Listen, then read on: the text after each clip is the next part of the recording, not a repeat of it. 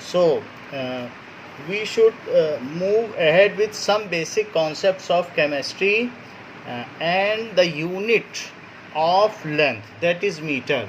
So let us understand what is meter. यानी कि 1 metre क्या होता है. The metre is the length of the path traveled by light.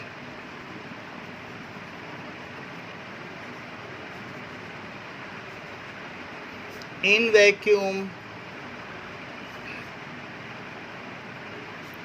during a time interval of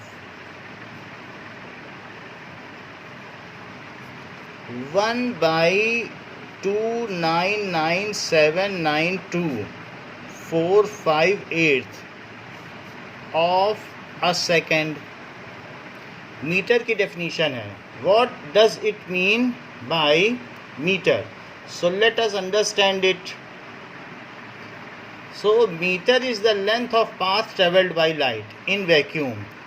तो जैसे कि स्पीड ऑफ लाइट क्या है, तो स्पीड ऑफ लाइट हम जानते हैं, speed of light in vacuum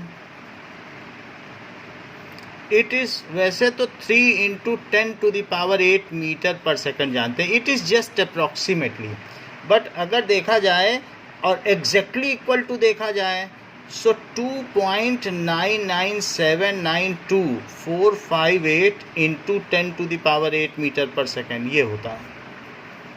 तो ये कहा जा सकता है कि 2.99792458 metre distance is traveled by light in vacuum in 1 second. इतना चलती है लाइट 1 सेकंड में वैक्यूम में. तो 1 मीटर कितनी देर में चलेगी? 1 metre distance is travelled by light in vacuum, that is 1/2 और इंटू 10⁸ भी करो. So in that will be traveled in 2.99792458 into 10⁸ second. तो जो डिस्टेंस इतनी देर में चली जाए, the distance which is travelled in this much second in vacuum by light is 1 metre. Just हमने यूनिट फैक्टर मेथड लगा दिया. So distance travelled by light in vacuum in this much time interval of a second is called 1 meter. Now repeat, Amanshi, what is 1 meter?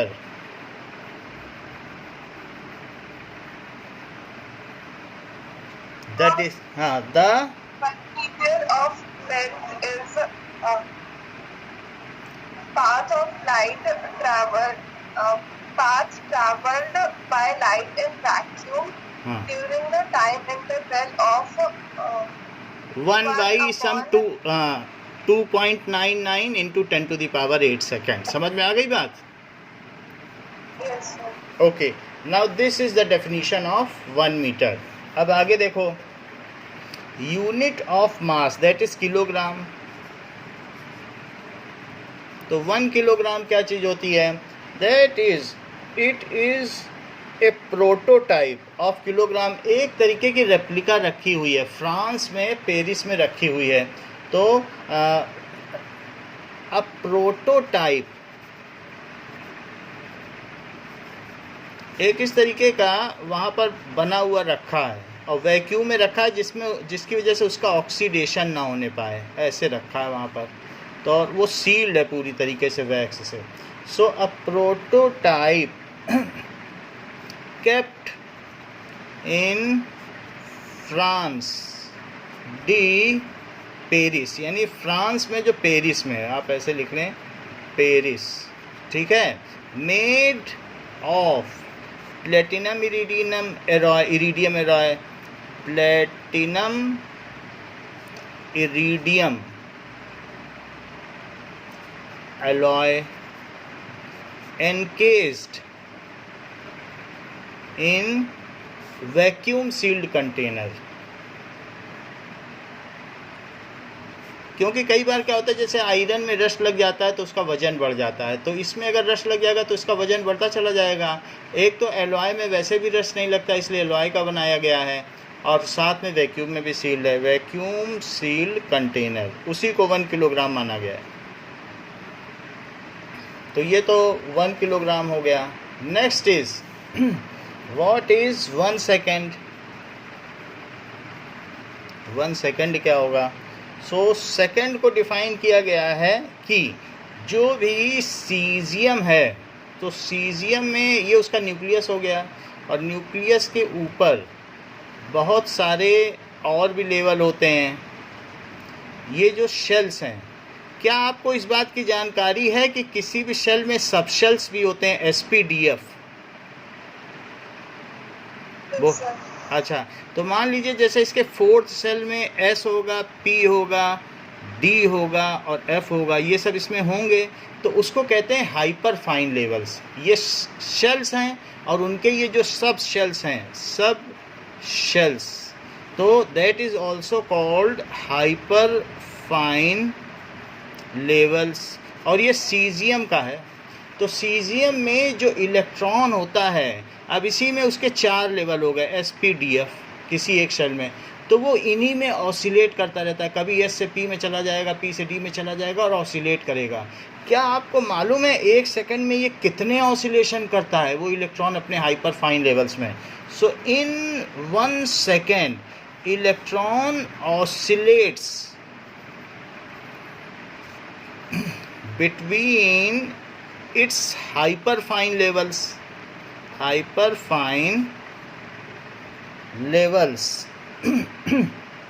ठीक है, that is number of times 9, 192, 631 और 770. It is so much times. आप समझ लो कितने ज़्यादा बार वो oscillate करता है. 1 सेकंड में इतने ऑसिलेशंस कर सकता है. सो अब देखो कि the time duration in which electron oscillates these many times in hyperfine levels of cesium atom is 1 second. बिल्कुल उल्टा बोल दो कि इतने ऑसिलेशन जितने समय में इलेक्ट्रॉन हाइपर फाइन लेवल्स में ऑसिलेशंस करे, उस टाइम ड्यूरेशन को 1 सेकंड कहेंगे. समझ में आ गई बात? So the second is duration. The second is duration of 9, 192, 631, 770 periods of the radiation. Radiations का क्या मतलब है? जब ये ऊपर से नीचे उतरेगा अपने हाइपर फाइन लेवल में, तो वो एनर्जी छोड़ देगा, क्योंकि ऊपर से नीचे जब कोई चीज़ चलती है, लाइट के पार्ट, ये चार्ज जब ऑसिलेट करता है तो उससे लाइट निकलती है, उसी को तो रेडिएशन कहते हैं. जब चार्ज पार्टिकल ऑसिलेट करता है, मैक्सवेल की भी यही थ्योरी है, देन इट रेडिएट्स एनर्जी, जिसकी वजह से रदरफोर्ड का मॉडल फेल हो गया था कि चार्ज पार्टिकल ऑसिलेट करेगा तो एनर्जी रेडिएट होगी. सो यहाँ पर वही चीज़ हो रही है. So the second is the duration of this much period of radiation. जितने ऑसिलेशंस होंगे उतने रेडिएशंस भी होंगे. So corresponding to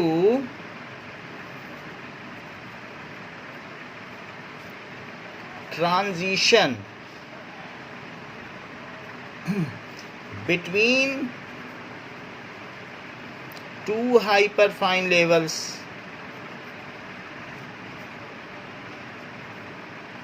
अब ये सब हाइपर फाइन लेवल्स हैं, वो S से P में जाए, P से D में जाए, D से F में जाए, ये सेकंड चैप्टर में आपको पता चलेगा. लेकिन किन्हीं 1-2 में वो ऑसिलेट करेगा जिसका एनर्जी गैप सबसे कम होगा. Between 2 hyper fine levels of the ground state. Ground state का मतलब है कि इलेक्ट्रॉन आयोनाइज ना हो, बाहर ना जाए. जब जैसी जिसकी स्टेट है, जैसे सोडियम में अगर पहली ऑर्बिट में 2 इलेक्ट्रॉन है, दूसरी में 8 है और तीसरी में 1 है, तो ये इसकी ग्राउंड स्टेट है. अगर ऊपर की शेल्स में चला जाएगा तो वो उसकी एक्साइटेड स्टेट है, लेकिन अपने अपने शेल में सारे इलेक्ट्रॉन रहेंगे तो वो उसकी ग्राउंड स्टेट है.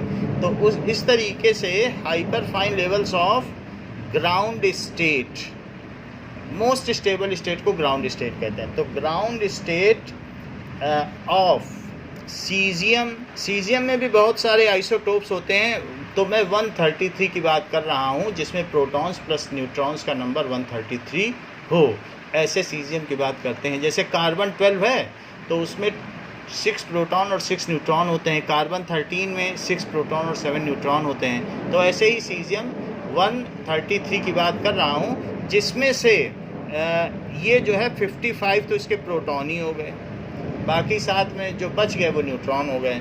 So ground state of caesium atom, तो वो समयावधि जिसमें कोई भी सीजियम का एटम इतने विकिरण उत्पन्न करे अपनी 2 हाइपर फाइन लेवल्स यानी उप ऊर्जा स्तरों के मध्य में, और अपने भूमिगत अवस्था में सीजियम के इस समावयवी के द्वारा उस अवधि को 1 सेकंड कहा जाता है। नाउ इतनी बात समझ में आ गई 1 सेकंड क्या है? इतने ऑसिलेशंस करने के पीरियड को 1 सेकंड कहते हैं। Now tell, is it clear? और okay, now what is 1 kelvin? Next is kelvin. देखो, तो मैंने सेकंड को आपको बता दिया, व्हाट इज सेकंड, तो सेकंड के बारे में बता दिया। Now what is kelvin? Kelvin में के स्मॉलर रहेगा। केल्विन कोई भी यूनिट होगी तो स्मॉलर से लिखी जाती है। केल्विन है, केल्विन से पहले एम्पियर दिया हुआ है, एम्पियर। नाउ एम्पियर क्या चीज़ है कि जैसे कभी भी 2 वायर्स हैं और 2 वायर्स में जो अगर हम फ्लेमिंग्स लेफ्ट हैंड रूल लगाएं, इसको समझा जा सकता है। फ्लेमिंग्स लेफ्ट हैंड रूल लगाएंगे तो अगर चार्ज करंट मूव कर रही है तो उसमें क्या होता है कि फील्ड होगी, दोनों की वजह से अपनी अपनी फील्ड होगी। ये अपनी फील्ड जनरेट करेगा और इसमें अपनी फील्ड जनरेट होगी। तो उस फील्ड में, इसकी फील्ड में दूसरे वायर की करंट आ जाएगी। तो करंट हो साथ में क्या हो, फ्लेमिंग्स लेफ्ट हैंड रूल क्या कहता है कि मान लीजिए ये चीज़ और बाकी ये फिंगर इस तरीके से हों। So this is Fleming's left hand rule. Fleming's left hand rule कहता है कि फोर्स और ये, तो अगर मान लो उसकी खुद की करंट हो, दोनों में एक ही तरफ करंट फ्लो कर रही है, फील्ड दूसरे की हो, क्योंकि कोई भी चीज़ अपने ग्रेविटी की वजह से तो नहीं भागी जाती। धरती अपनी ग्रेविटी की वजह से तो कुछ नहीं कर सकती, उसे सन की ग्रेविटी से भाग रही है। तो इसकी खुद की करंट, फील्ड इसकी, तो उसकी वजह से कुछ फोर्स होगा कि नहीं? जब करंट हो, फील्ड हो तो फोर्स लगेगा। तो इस पर इसकी ओर एक अट्रैक्शन होता है, फोर्स लगता है। आई बी इसकी और फोर्स ये। ऐसे ही FBI से आप एक कर सकते हो, हम भी आपको बाद में बता देंगे, आगे अभी पड़ेगा।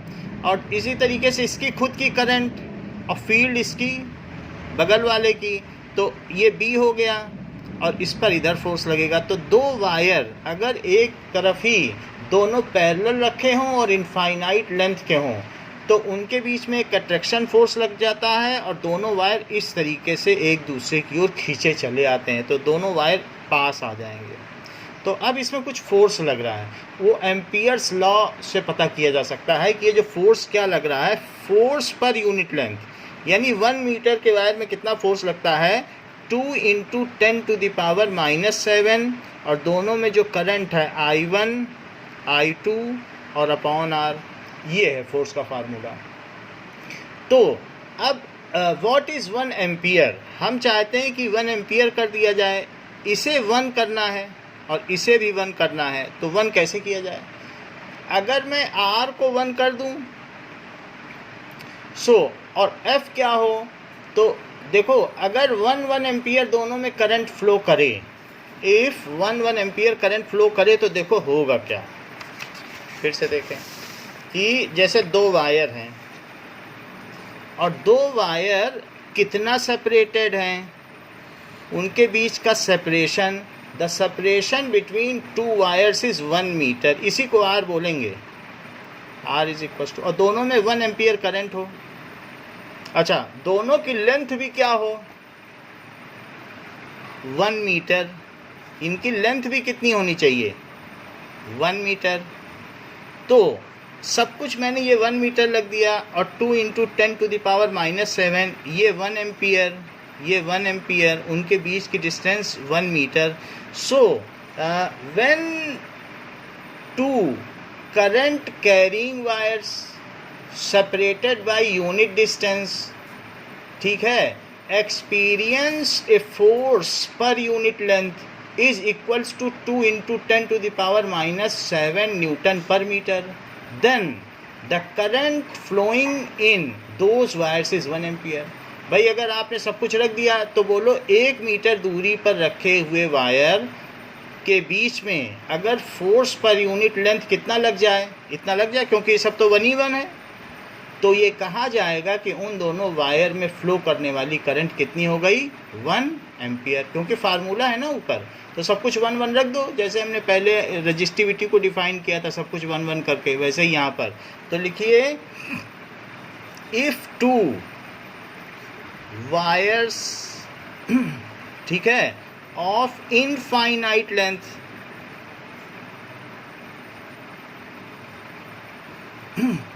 टू करंट कैरिंग वायर्स, कैसा है, current carrying wires of infinite length kept parallel in vacuum are separated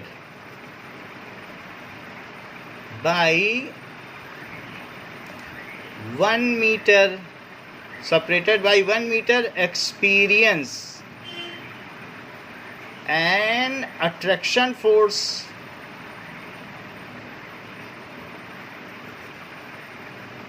of 2 × 10⁻⁻7 Newton per meter, then the current flowing in both wire is so 1 ampere. जबकि यहाँ current carrying in same direction है, same direction होगा तभी attraction होगा, और अगर opposite direction होगा तो रिपल्सन हो जाएगा। सो यदि 2 वायर जो कि 1 मीटर डिस्टेंस पर रखे हों और इनफाइनाइट लेंथ के हों, उनमें 1 मीटर के बीच में 1 मीटर लेंथ लोगी तो इतना फोर्स लगेगा, 2 मीटर लोगी तो इसका डबल लग जाएगा, 3 मीटर में ट्रिपल लग जाएगा, दो it is very less force, क्योंकि -7 न्यूटन है। जो भी हो, अगर उनके बीच में इतना फोर्स लगता है तो 12th में ये चीज़ आपको पढ़ा दी जाएगी, एम्पियर्स लॉ है। तो ये कहा जा सकता है कि उन दोनों वायर्स में जो करंट फ्लो कर रही है that is 1 ampere. Have you got the idea? बताइए।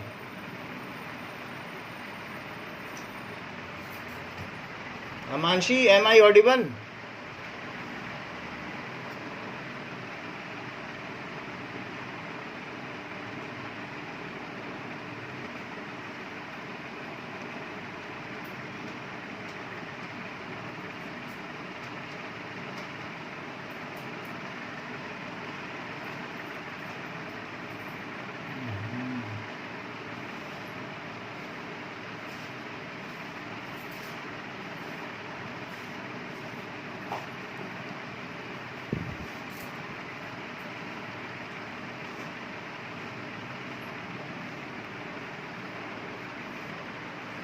Now, have you got the definition of 1 ampere?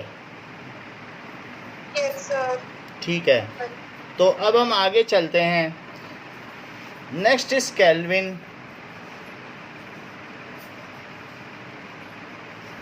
Kelvin क्या होता है? केल्विन इज कई बार ऐसा होता है, क्या बताइए, आइस और वाटर एक साथ रह सकते हैं किसी टेम्परेचर पर?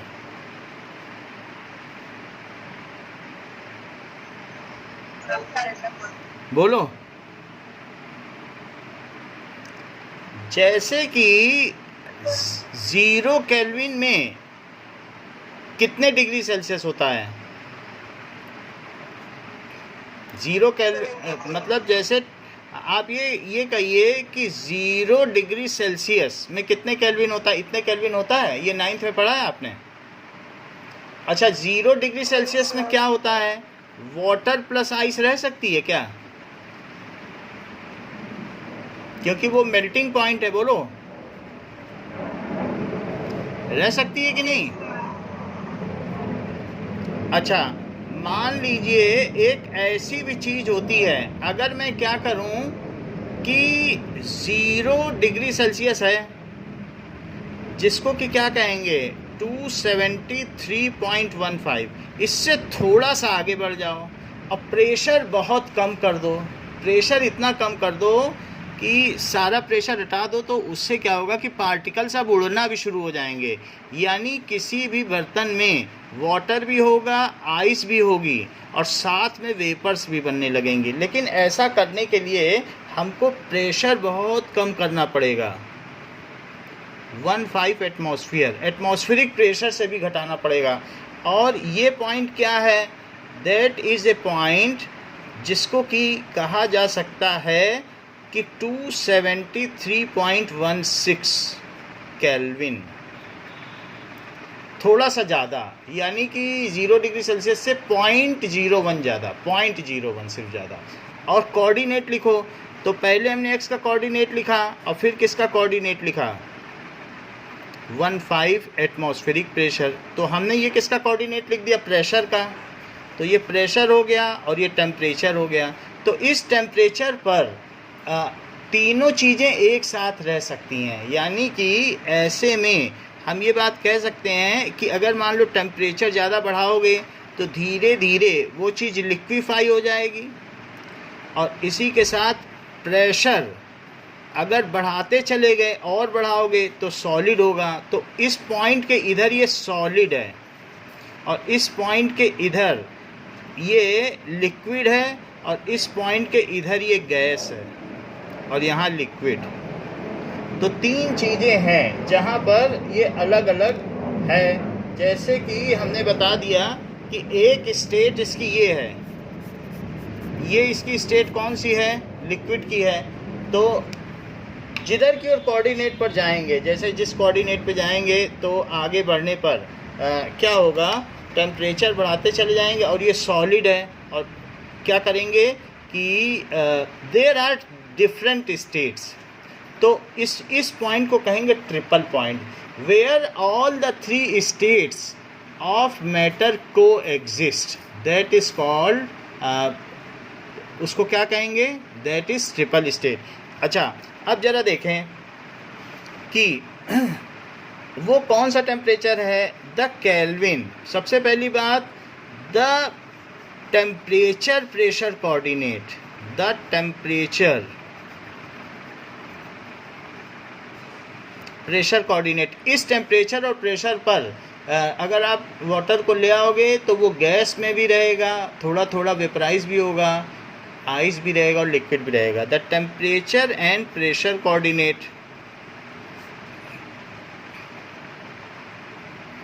at which all 3 states of matter, तो जिस टेम्परेचर प्रेशर कोऑर्डिनेट पर तीनों ही स्टेट को एग्जिस्ट करें। जैसा कि आपकी इसी बुक में यहाँ पर ये दिया गया है, ट्रिपल पॉइंट कार्बन डाइऑक्साइड का, पेज नंबर 147 है। उसमें गैस भी है, सॉलिड भी है और लिक्विड भी है। टेम्परेचर प्रेशर कोऑर्डिनेट में ये सब कुछ दिया गया है। So that is page number 147। ये CO2 का दिया गया है।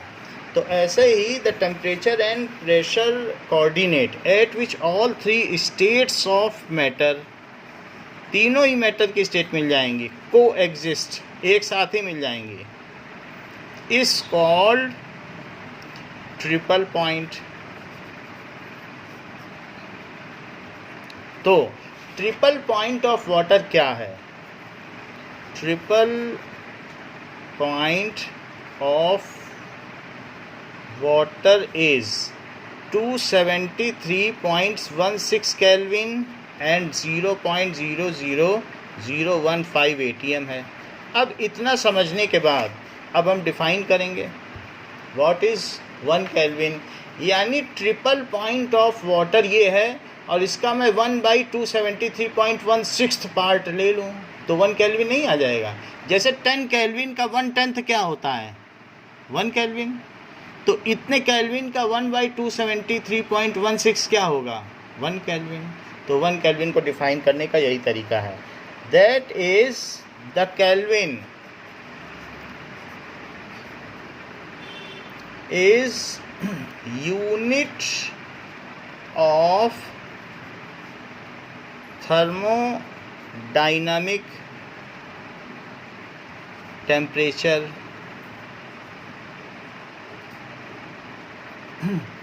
unit of thermodynamic temperature is fraction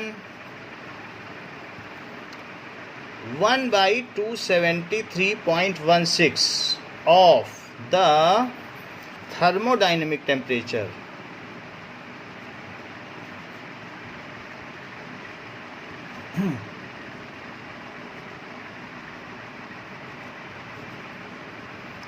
of triple point of water.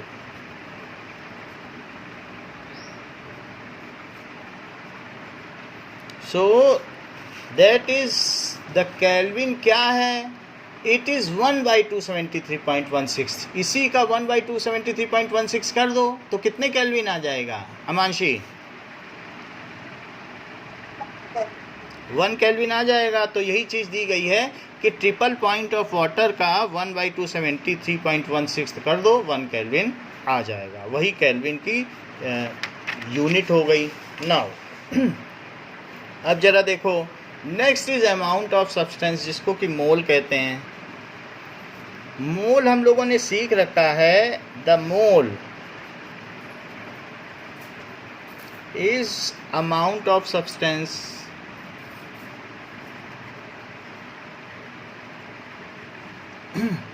of a system which contains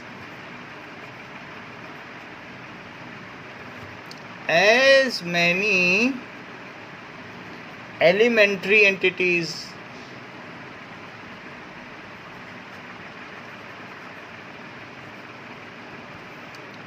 as there are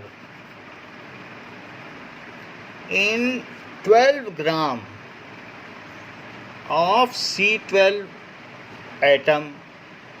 12 ग्राम कोयला ले लो और उसमें जितने कार्बन के पार्टिकल्स हैं, कितने पार्टिकल्स होंगे? 12 ग्राम तो बहुत ज़्यादा होता है, इतना कोयला होगा 12 ग्राम।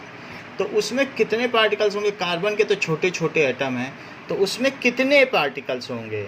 नंबर ऑफ पार्टिकल्स अगर आप देखोगे तो इट इज़ 6.022 इंटू 10⁻23 पार्टिकल्स होंगे।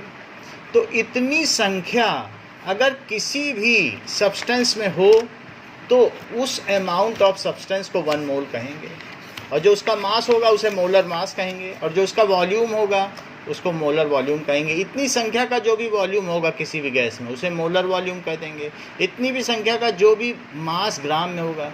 अगर बड़े बड़े पार्टिकल होंगे, जैसे तरबूज इतने ले लो तो बड़ा ज़्यादा मास हो जाएगा। वही सरसों के दाने ले लो, द मस्टर्ड सीड्स, तो उसका कम होगा। लेकिन the mole is amount of substance which contains as many entities as are present in 12 gram of C12 atom. C12 type atom में 12 ग्राम में जितने भी पार्टिकल्स हैं, अगर उतने ही पार्टिकल्स कहीं पाए जाएं, और जो कोई सीधा बोलना चाहे तो ये बोल सकता है इतने पार्टिकल कहीं भी पाए जाएं तो वो 1 मोल है।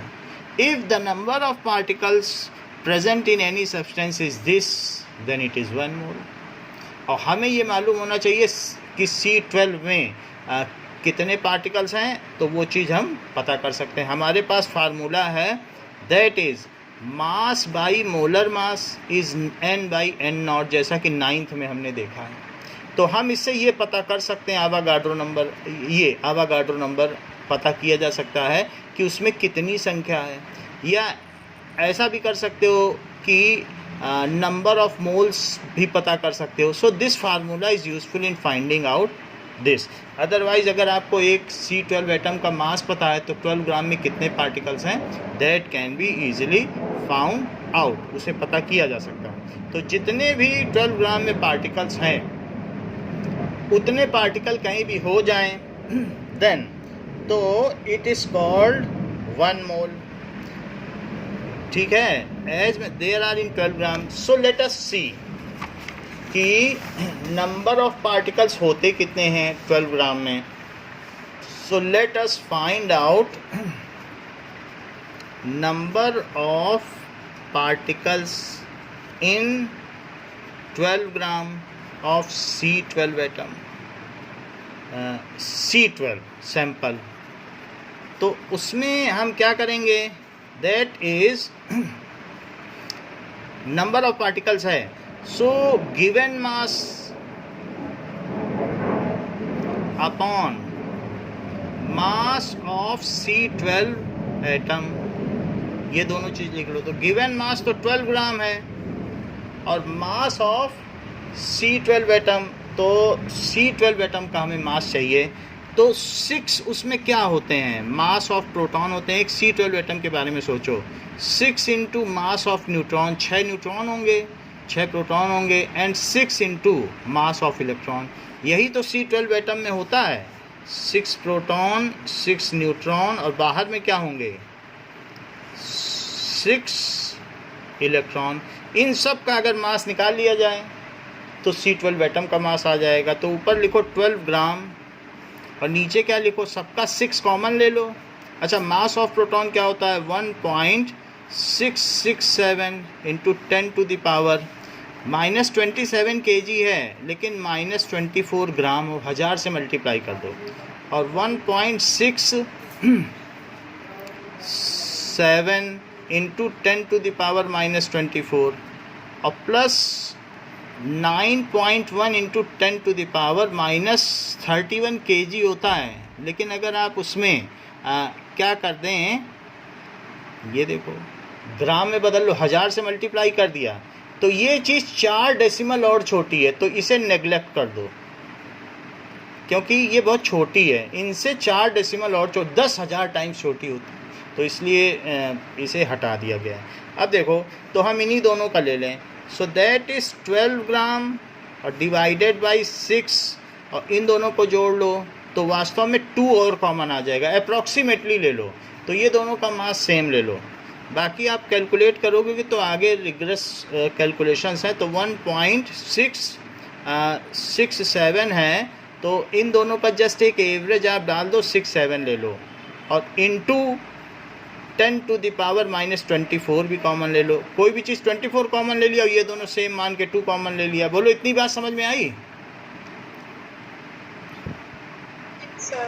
अच्छा, अब देखो, तो यहाँ पर ये 12 से 12 कट गया और ये भी ग्राम है, और 1.67 है, तो 1.67 है 100/167 ले लो और इनटू 10 टू द पावर 24 ऊपर ले लो, ग्राम से ग्राम कट गया। तो इतनी चीज़ हमने कर ली। अब देखो कि 100 बाई यहाँ पर दैट इज़ 100/167 ले लो, तो कितना आ जाएगा, दैट इज़ 0.598। तो मैंने थोड़ा सा अप्रॉक्सीमेशन लिया है, 1.66 लेके देखते हैं, क्योंकि वो जो है इन दोनों का मीन लेना पड़ेगा। तो अब एक बार 100 divided by 166 is equals to, तो 6.024 आ गया कि नहीं आ गया, 0.6024। अगर बिल्कुल ठीक करोगे तो 0.6022 आएगा। तो यहाँ पर क्या आ गया बताइए, 0.6022 इंटू 10 टू द पावर 24, तो that is 6.022 into 10 to the power 23।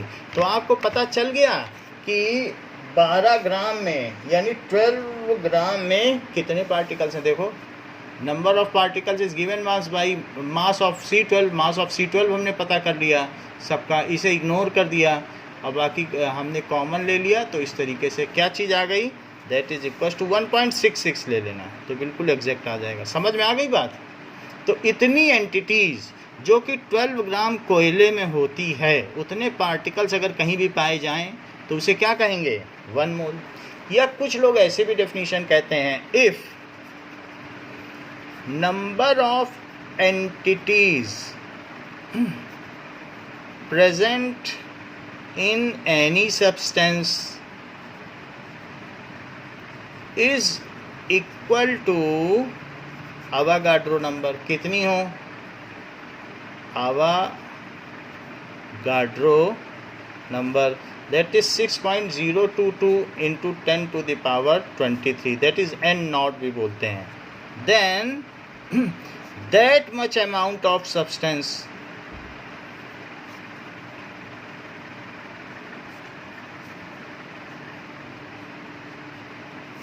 is 1 मोल, उसे 1 मोल कहेंगे। तो ये 1 मोल की डेफिनेशन हो गई। नाउ ये जो एंटिटीज़ की मैं बात कर रहा हूँ, ये एंटिटीज़ क्या हैं? किसी में इतने आयंस हो जाएं, किसी में इतने एटम्स हो जाएं, किसी में इतने मॉलिक्यूल्स हो जाएं, या किसी में इतने सेब हो जाएं, या बारात में इतनी कचौड़ियाँ तली जा रही हों, या सर पे किसी के इतने बाल हों, अगर इतनी संख्या कहीं मिल जाए तो उसे 1 मोल कहने में हिचकना मत। इस संख्या को 1 मोल कहते हैं। या कुछ भी हो जाए, इलेक्ट्रॉन भी हो जाए, पार्टिकल्स भी हो जाएं, उन सबको एंटिटीज़ कहते हैं, इकाइयाँ। सो पार्टिकल्स, तो ये चीज़, ये बात कही गई। So then it is called 1 mole. Now next one is candela. Candela is the unit of luminous intensity. ज्योति तीव्रता की इकाई कैंडेला है। सो कैंडेला यानी कि किसी भी ट्यूबलाइट से कितनी रोशनी आ रही है उसको कैंडेला में हम बताते हैं। सो कैंडेला क्या है? कितनी रोशनी आ रही है? ट्यूबलाइट से ज़्यादा रोशनी आ रही है कि फिलिप्स वाली से आ रही है कि सिस्का से आ रही है कि सूर्या से आ रही है? तो कितनी रोशनी आ रही है? 12 वाट की सभी हैं, लेकिन कोई ज़्यादा रोशनी देता है तो कितनी उसमें से लाइट आ रही है, वो कैंडेला में मीज़र की जाती है। The candela is luminous intensity. The candela is luminous. Lumen word आपने सुना होगा, ल्यूमेन का मतलब होता है रोशनी। तो उसकी कितनी, या ज्योति, ल्यूमिनस इंटेंसिटी। मान लो किसी भी चीज़ से अगर एक बल्ब है तो बल्ब से बहुत सारे फोटोन निकल रहे होते हैं, ऐसे फोटोन, और किसी सरफेस एरिया में वो गिर भी रहे होते हैं, वो सारे फोटोन इस पे गिरेंगे तो 1 मीटर सरफेस एरिया में पर सेकंड जितने भी फोटोन गिर रहे हैं उसको कहते हैं intensity. The number of photons falling in unit area in 1 second, it is called luminous intensity. तो जरा हम देखें 1 कैंडेला क्या होता है। तो the in a given direction that emits, the candela is luminous intensity in a given direction.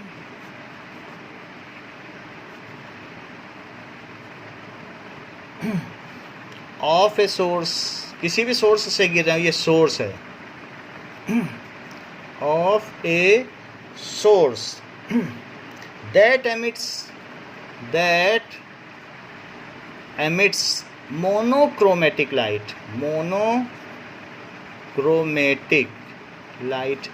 अच्छा, आपको ये बात मालूम है कि सभी की वेवलेंथ अलग अलग होती है। रेड की वेवलेंथ अलग होती है, ब्लू की अलग अलग होती है। तो जो रेड की वेवलेंथ है दैट उसकी लंबी होती है, तो दैट इज़, अगर हम देखें कि रेड की कितनी वेवलेंथ होगी, ब्लू की कितनी वेवलेंथ होगी, तो सबकी वेवलेंथ का भी एक चार्ट बना हुआ है एंड दैट कैन बी, इसको पता किया जा सकता है। तो हमारी बुक में ये पेज नंबर 35 पर है, तो इसमें देख लो रेड की कितनी वेवलेंथ है। रेड की वेवलेंथ है 700 से 750। तो सिर्फ एक ही रेड नहीं है, इसमें लाखों रेड हैं। 700 वाला रेड अलग है, 750 वाला अलग है, ब्लू भी एक ही नहीं है। ब्लू कितने सारे हैं, वेवलेंथ बदलते ही कलर बदल जाता है, जब हमारी आंखें डिस्क्रिमिनेट नहीं कर पाती। इसी तरीके से आप येलो में देखो कहाँ से कहाँ तक की रेंज है, ऑरेंज की अलग रेंज है। So there are millions of red, millions of blue, अलग अलग वेवलेंथ पे अलग अलग ब्लू, अलग अलग ग्रीन, अलग अलग रेड, अलग अलग ऑरेंज। सो मोनोक्रोमेटिक लाइट का मतलब है लाइट ऑफ सिंगल वेवलेंथ। जैसे 750 वाला रेड, एक है 700 वेवलेंथ वाला रेड नैनोमीटर का, एक है 701 नैनोमीटर का रेड। तो जब साड़ी की दुकान पे जाओ और वो साड़ियाँ दिखाता है 50 तरीके की लाल, तब हमारी आंखें वहाँ डिस्क्रिमिनेट कर लेती हैं, ये लाल नहीं, वो लाल, वो लाल नहीं, वो लाल। तो इस तरीके से रेड भी कई कई तरीके के होते हैं। सो that is colour of single wavelength, उसे मोनोक्रोमेटिक कहते हैं। सो एक सोर्स जो सिर्फ मोनोक्रोमेटिक लाइट एमिट कर रहा है, और वो भी कैसी light, monochromatic light of, check करो लिखा गया है 540 into 10 to the power 12 hertz वाली frequency. 540 into 10 to the power 12 hertz की फ्रीक्वेंसी किसकी होती है, ज़रा यहाँ देखो। 540 पे जाओगे तो येलो मिलेगी। सो ये तो खैर वेवलेंथ है, लेकिन इसी तरीके से इनकी अपनी अपनी फ्रीक्वेंसी भी है। यहाँ देखो तो यहाँ पर ये हर्ट्ज़ लिखा है, तो ऊपर में देखोगे तो क्या है कि किसी के करस्पॉन्डिंग उसकी फ्रीक्वेंसी भी है, और नीचे देखोगे तो वेवलेंथ भी है। तो हर एक के लिए v is equals to nu lambda से हम पता कर सकते हैं कि किसी की कितनी फ्रीक्वेंसी है। यानी हमें एक 9th में फार्मूला बताया गया था। कौन सा फार्मूला बताया गया था, v is equals to nu lambda. तो इस फार्मूले से हम ये पता कर सकते हैं कि v तो सभी के लिए एक ही होता है, that is 3 into 10 to the power 8। अच्छा, इसमें अगर हम क्या कर दें, लेमडा रख दें येलो वाला, तो लेमडा अगर हम 550 नैनोमीटर होती है, 550 नैनोमीटर यानी 10 टू द पावर -9 रख दें, और तो हमें न्यू पता करना है, तो हमें न्यू पता चल जाएगा 3 इंटू 10 टू द पावर 8। ये येलो कलर की बात कर रहा हूँ। तो येलो कलर में अगर 550 इंटू 10 टू द पावर -9 कर दो, तो इससे क्या किया जा सकता है, इसे 0.5 कर दो तो 3 जीरो बच जाएंगे। तो क्या हो जाएगा 3 इंटू 10 टू द पावर 8, और 0.5 करोगे तो इसमें 1000 निकल आएगा, और ये 10 टू द पावर -6 हो जाएगा। सो 0.5 इंटू 10 टू द पावर -6 ऐसे कर दो। अब ये चीज़ ऊपर चल जाएगी, और यहाँ पर कितना हो जाएगा 5, 6 या 30। अगर अप्रॉक्सीमेटली मैं कंसीडर करूँ और भी थोड़ा सा 550 है तो 0.55, तो ये चीज़ आ जाएगी 5, यहाँ से करो तो that is 5.4 into 10 to the power 14 हो गया, और इसे 540 कर दो तो into 10 to the power 12 hertz. तो समझ में आ गया फ्रीक्वेंसी कैसे निकाली गई येलो की। तो बस मैंने जस्ट कैलकुलेट किया 9th के मेथड से। तो ये येलो की फ्रीक्वेंसी है। तो एक मोनोक्रोमेटिक सोर्स, जैसे सूर्य का एक बल्ब ले लो, तो उससे कैसी लाइट निकलती है, येलो निकलती है कि नहीं निकलती है। तो एक मोनोक्रोमेटिक सोर्स या सोडियम लैंप, जो सड़कों पर पीले लैंप लगे रहते हैं ना, वो मोनोक्रोमेटिक होते हैं। सोडियम लैंप, उसमें सोडियम वेपर्स होते हैं और गैस निकलती रहती है। तो जिसमें से एक ही कलर की वेवलेंथ और एक ही कलर की फ्रीक्वेंसी निकल रही हो, ऐसा कोई सोर्स, उसे मोनोक्रोमेटिक कहेंगे। एक कलर, क्रोम का मतलब कलर होता है, क्रोम मीन्स कलर। तो जिसमें से ऐसा कोई सोर्स जो कितने रेडिएशन की फ्रीक्वेंसी निकाल रहा हो, मोनोक्रोमेटिक लाइट ऑफ फ्रीक्वेंसी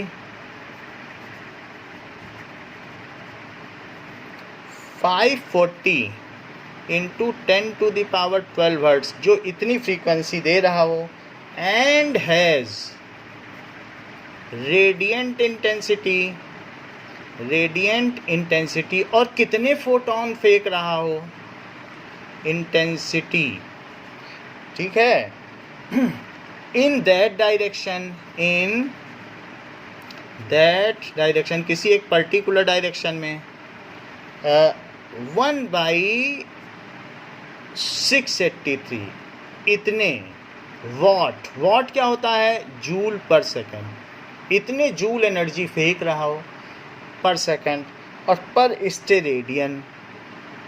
नीचे एक और चीज़ है स्टेरेडियन, ये जरा हम देख लें कि स्टेरेडियन क्या होता है।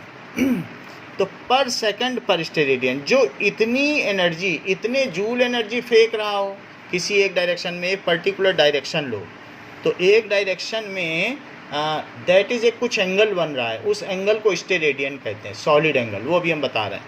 तो किसी एक पर्टिकुलर डायरेक्शन में कितनी जूल एनर्जी फेंक रहा हो, 1/683 जूल एनर्जी फेंक रहा हो और 1 सेकंड में फेंक रहा हो और यूनिट एंगल में फेंक रहा हो। जैसे हम 1 डिग्री जानते हैं ना, 1 डिग्री एंगल, तो वैसे ही स्टेरेडियन होता है। स्टेरेडियन एक सॉलिड एंगल है, दैट वी विल सी। यानी अगर कोई एक मोनोक्रोमेटिक सोर्स जिसकी की फ्रीक्वेंसी इतनी हो, वो यूनिट एंगल में इतने जूल एनर्जी 1 सेकंड में फेंक रहा हो, तो ये कहा जाएगा कि उसकी ल्यूमिनस इंटेंसिटी 1 कैंडेला है, उसकी ज्योति तीव्रता 1 कैंडेला है। इस तरीके से हम इसे डिफाइन करेंगे। स्टेरेडियन को हम देख लें क्या होता है। Now what does it mean by steradian. तो सबसे पहले ये देखो, 2 तरीके की चीज़ें होती हैं, एक प्लेन एंगल होता है और एक सॉलिड एंगल होता है। तो पहले प्लेन एंगल देखो क्या होता है। जैसे कि किसी भी पॉइंट में पेपर में एक सर्कल बना लो, तो जब सर्कल बना लो, नहीं तो आर्क बना लो, तो आर्क बनाएंगे तो 2 उसमें रेडियस हैं और एक इसमें आर्क है। आर्क को एल से डिनोट करेंगे और रेडियस को ये इससे डिनोट करेंगे। नाउ अब जरा देखो, तो ये जो एंगल बनता है इसको कहते हैं थीटा, ये प्लेन एंगल है। So angle made by 2 radius and 1 arc length, angle made between 2 radii and 1 arc is called plane angle. The angle made between 2 rays, कोई 2 रेज हो, ठीक है, या रेडाई इन प्लेन, एक कागज पे बनाओ, इज कॉल्ड प्लेन एंगल।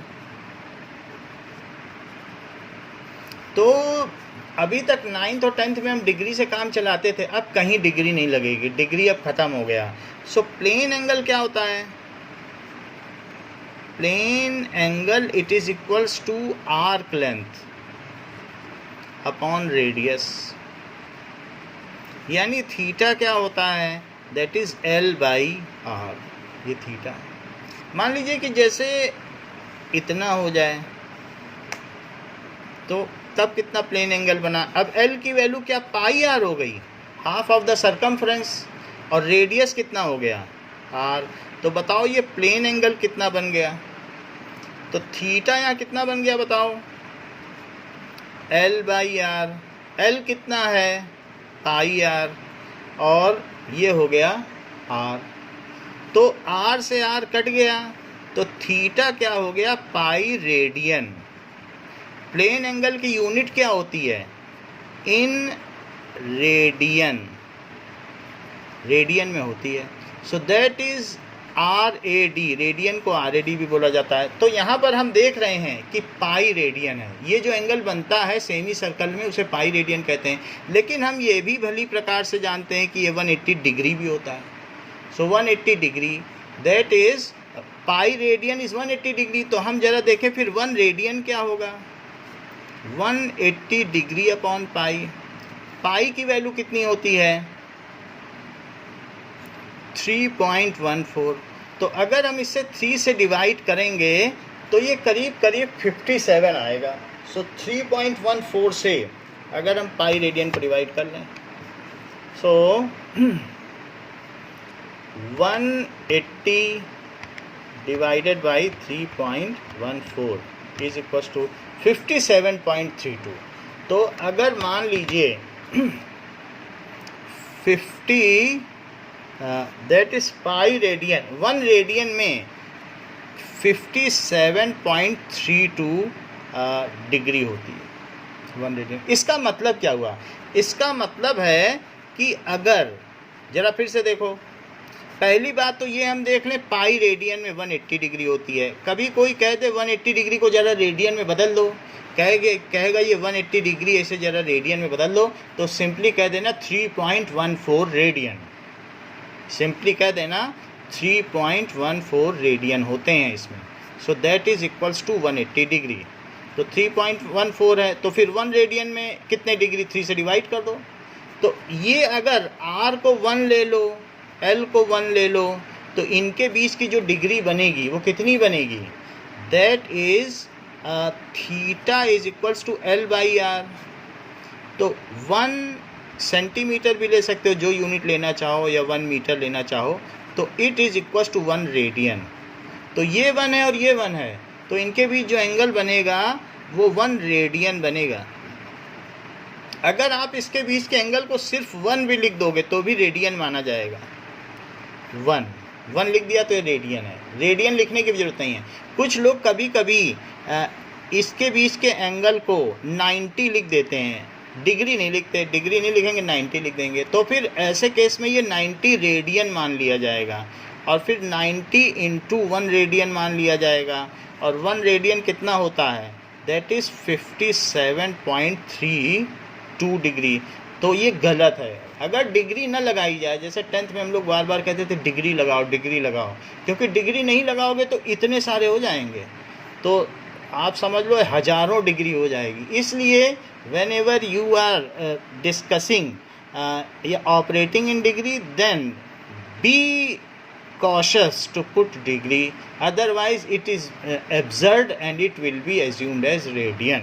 तो आपको ये बात बताई गई what is 1 radian.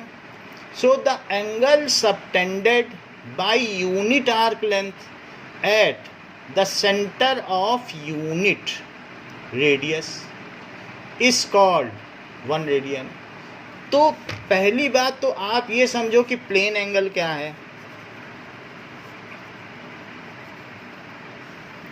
It is the angle subtended by any arc length at its center.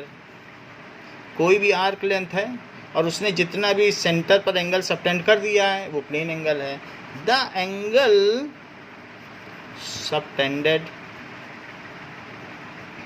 Bye any arc length at the center of circle is plane angle. उसको plane angle कहेंगे। its unit is radian and formula is L/R. किसी भी arc length से उसके केंद्र पर जितना कोण अंतरित किया जाता है उसको प्लेन एंगल कहा जाता है। That is ratio of arc length to radius. Now what is 1 radian? The angle subtended by unit arc length at the centre of unit radius is 1 radian. क्योंकि अगर ये 1 कर दो, ये 1 कर दो तो ये 1 हो जाएगा। तो now let us discuss what is 1 radian. अभी अगले पेज में 1 रेडियन को पूछा भी गया है, इसलिए हम इसको ज़्यादा आपको समझा रहे हैं। अभी अगले पेज पे आ जाएगी डिराइव्ड यूनिट्स, तो इसलिए भी हम बता रहे हैं। सो what is 1 radian? The angle subtended by unit arc length at the center of circle of unit radius is 1 radian. 1 radian is equals to 57.32 degree. ये चीज़ है। तो ये हमने आपको बता दिया कि ये 1 मीटर हो और ये 1 मीटर हो रेडियस, तो यहाँ जो एंगल बनेगा theta is equals to L/R तो ये 1 मीटर और ये 1 मीटर, तो ये 1 रेडियन हो जाएगा। और अगर इसे मेजर करोगे तो 57 डिग्री होगा। अब देखो what is solid angle. Actually हम लोग देख रहे थे कैंडेला में स्टेरेडियन आया था, तो सॉलिड एंगल हमें समझ लेना चाहिए। What is solid angle. Now solid angle, अगर कोई भी एक सर्कल का पार्ट है, ये अब इसको बना दो तो सर्कल हो जाएगा, स्फीयर, सर्कल नहीं स्फीयर, तो एक स्फेरिकल पार्ट है, तो उसमें उसके सरफेस से ये एक सॉलिड है, यहाँ पर जितना एंगल सबटेंड हो रहा है ये एक 3 डायमेंशनल चीज़ है। यानी कि जैसे कोन होता है ना बजाने वाला भोंपू, तो उससे किसी के सेंटर पर जितना एंगल होता है तो उसको कहते हैं सॉलिड एंगल। मान लीजिए ये कुछ इसका एरिया है और ये रेडियस है, बनाओगे तो ये भी सर्कल बन जाएगा ऐसे। तो किसी भी एरिया से the angle subtended by any area at the centre of, ठीक है, that is any area at sphere at the surface of sphere to its centre is called solid angle. Angle subtended by any area at surface of any sphere to center of sphere is called, उसे क्या कहेंगे, that is called solid angle, उसको solid angle कहेंगे। क्या अमांशी आप बता सकती हैं कि किसी भी पॉइंट के चारों तरफ कितने रेडियन होते हैं? मतलब कोई पॉइंट है तो अपने चारों तरफ कितना एंगल बनाता है, कैन यू टेल? मान लो जैसे हमारे पास एक रेडियस है और यहाँ से ये हमने पूरी आर्क लेंथ ले ली, पूरा आर्क ले लो, तो बता सकती हो कि कितना प्लेन एंगल बनता है? ये आर है। So Amanshi, am I Audible?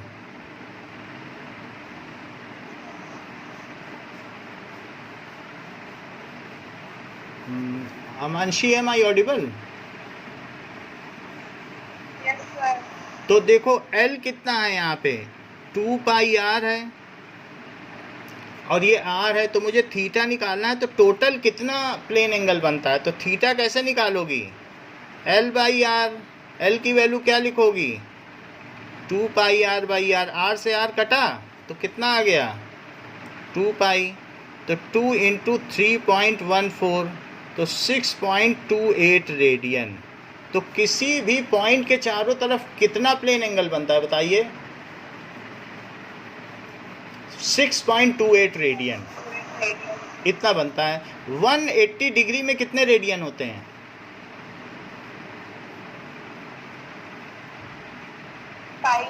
अरे वाह, 180 डिग्री में पाई रेडियन, बहुत अच्छा बताया आपने, it is so good. 1 radian में कितने डिग्री होती है?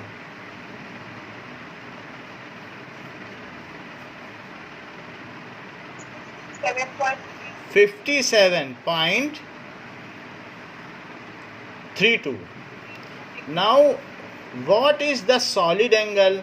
The angle subtended by any area at the center of a circle. तो ये जो सॉलिड एंगल है, its unit is stay radian. तो इसकी यूनिट क्या होती है? स्टे रेडियन, जिसको कि ओमेगा से व्यक्त किया जाता है, इट इज़ ओमेगा। तो कहीं पर भी जब सॉलिड एंगल लिखेंगे तो ओमेगा, और जब प्लेन एंगल लिखेंगे तो थीटा। प्लेन एंगल थीटा है और ये ओमेगा। सॉलिड एंगल की डेफिनेशन क्या है? That is equals to area और अपॉन रेडियस का स्क्वायर। तो सॉलिड एंगल अगर आपको कहीं चाहिए तो solid angle it is equals to A by R square, और इसकी यूनिट होगी स्टे रेडियन या S T R A D ऐसे कहा जाएगा, और इसकी सिंबल होगा ओमेगा। अब ज़रा देखो कि किसी भी स्फीयर में ऐसे अगर हम देखेंगे तो बहुत सारे ऐसे, आपने जन्माष्टमी में या किसी चीज़ में देखें, बहुत सारे ऐसे गोल गोल होते हैं, चारों तरफ सॉलिड एंगल निकले होते हैं, अलग अलग कलर के सजाए जाते हैं कि नहीं। इस तरीके का देखा एक आर्टिफैक्ट जो सजावट के काम आता है, लटकाने के काम में आता है। तो उसमें कितने सारे सॉलिड एंगल होते हैं, बताओ इसमें टोटल कितना सरफेस एरिया होता है किसी स्फीयर में। 4 पाई, अच्छा रेडियस आर है, तो टोटल इसमें एंगल, तो total solid angle at a point it is equals to 4 pi R square, जो टोटल एरिया है, और रेडियस तो आर होता है तो आर स्क्वायर लिख दें, तो ये कट गया तो 4 पाई आ गया, that is 4 into 3.14, that is 12.56 steradian.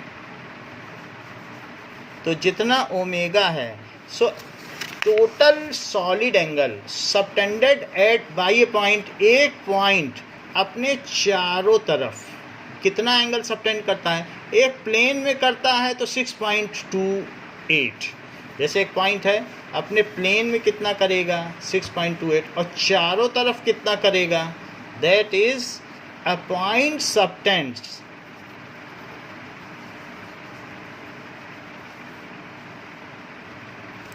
12.56 steradian angle all around it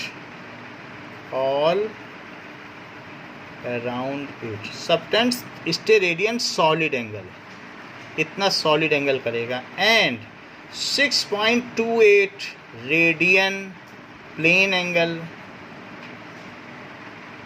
all around it. तो अपने चारों ओर इतना प्लेन एंगल वो सबटेंड करेगा। बट हमको तो 1 स्टेरेडियन चाहिए, क्योंकि हमारी जो कैंडेला की डेफिनीशन है वो तो 1 स्टेरेडियन की बात करती है। So what is 1 steradian, let us find it out. So 1 steradian, सो जो ओमेगा है वो ए बाई आर स्क्वायर होता है। अगर ये 1 मीटर स्क्वायर एरिया हो जाए और रेडियस 1 मीटर का स्क्वायर हो जाए, तो ऐसे केस में जो एंगल यहाँ सबटेंड होगा 1 मीटर स्क्वायर, और ये 1 मीटर है, सो दैट इज़ 1 स्टेरेडियन।